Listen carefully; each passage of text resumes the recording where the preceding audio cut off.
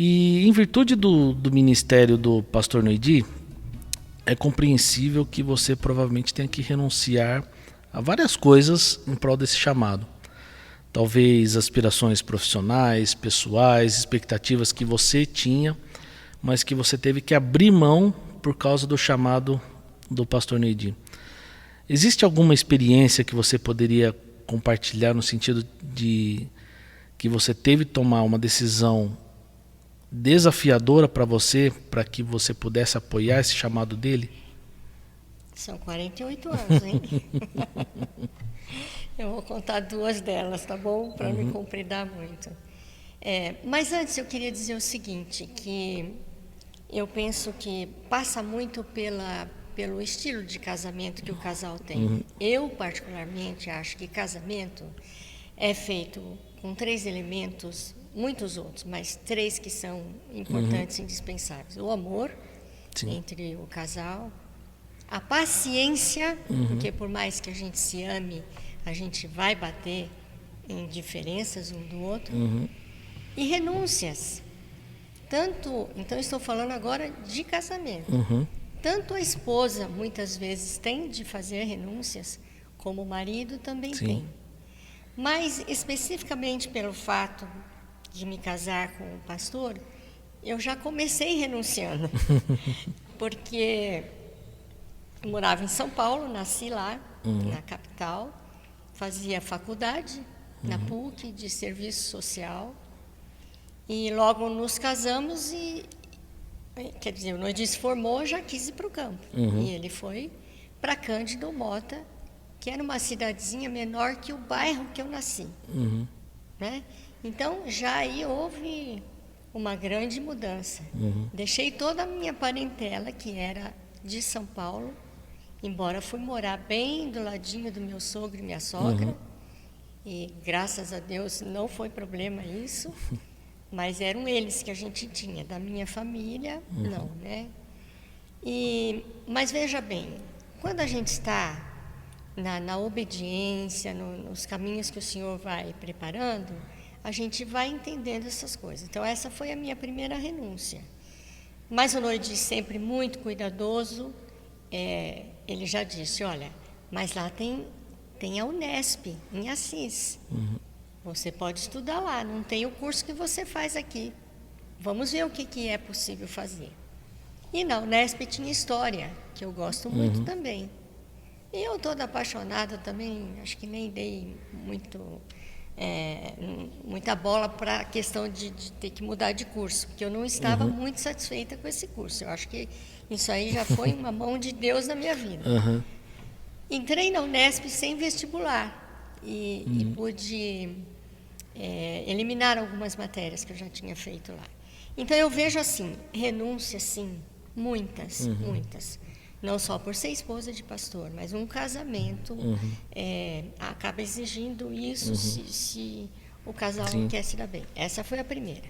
Anos depois, de Cândido Mota, ele foi para Tupã. Lá nós moramos 9 anos. E quando eu fui para lá, eu já estava formada. E naquela ocasião, naquela igreja, tinham muitas mulheres amorosas demais, nos receberam muito bem, muito cultas, muitas professoras, diretoras de escola. E um dia uma delas, ela chegou a mim e disse, Deise, eu sou assistente de diretor de escola, que é o meu marido. Nós estamos precisando de professores substitutos.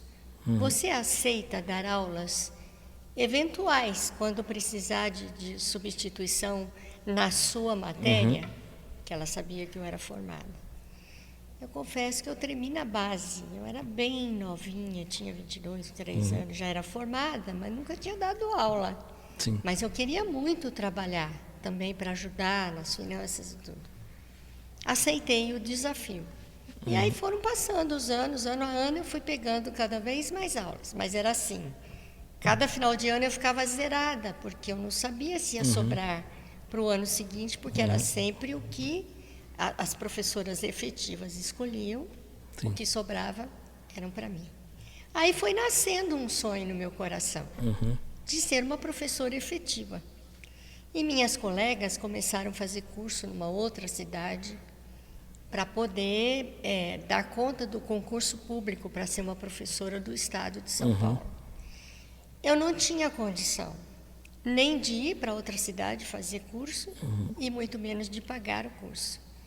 Então, o que eu fiz? Eu consegui todo o material, o programa, estudei por uns 3 meses sozinha para fazer esse tal concurso, porque eu sonhava em ser uma professora efetiva do estado de São Paulo.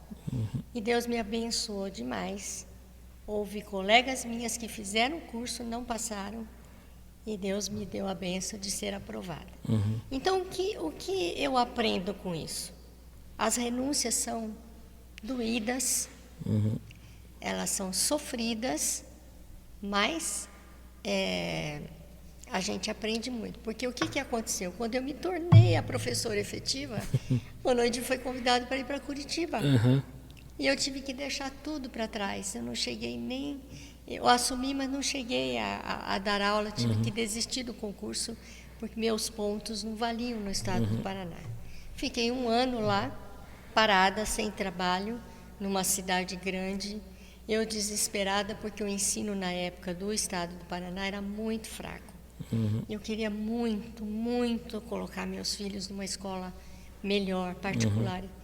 Então, eu comecei a pedir a Deus. Falei, Senhor, aqui não posso dar aula, eu não vou começar com classificação baixa para atravessar uma Curitiba para dar aula. Não tem quem me ajude em casa para deixar as crianças, enfim. Aí, um dia, uma mulher da igreja, que eu nem conhecia, ela era membro da igreja, mas dessas que estão no hall, mas quase não vão à igreja. Ela me manda lá uma apostila enorme, dizendo que tal data haveria um concurso do Banco do Estado do Paraná e que ali estava a apostila com toda a matéria que ia cair. Eu falei, meu Deus, eu só posso entender que é a tua mão. Eu nem conheço essa mulher, como é que ela sabe que eu quero trabalhar, que eu tenho condição de me preparar para isso? Estudei 3 meses de novo em casa, ralei bastante, louvado seja Deus, fui aprovada. Então, comecei a estudar no Banco do Paraná por 6 horas só, meio período, trabalhava menos do que eu trabalhava lá em Tupã, com um salário bem melhor do que eu tinha lá, que dava para pagar a escola dos nossos filhos, natação, eu fiquei muito feliz. Imediatamente nós os tiramos da escola pública e pusemos nas escolas das melhores de Curitiba. E uma outra coisa que nós ganhamos, que não tínhamos até ali, era plano de saúde. Então tinha todos os direitos. Aí eu fui aprendendo a gostar dessa profissão, me dedicando. Então, não tenho medo do que Deus... Quer dizer, a gente tem, na hora a gente tem. Na hora que perde, na hora que a coisa não vai bem, a gente... demora para lembrar que Deus supre, né? Mas a renúncia sempre tem uma compensação do Senhor. Graças a Deus por isso. A vida é feita de renúncias e muitas perdas. Muitas. Né? E nelas, o que faz a gente caminhar é perceber que Deus está cuidando de tudo, né? Então, você provavelmente, em cada passo que você deu, você talvez não tenha percebido naquele momento o que Deus estava fazendo, né? Sim. Mas depois, ao longo dos anos, você percebe como o Senhor cuidou, foi fiel, como não faltou nada, né?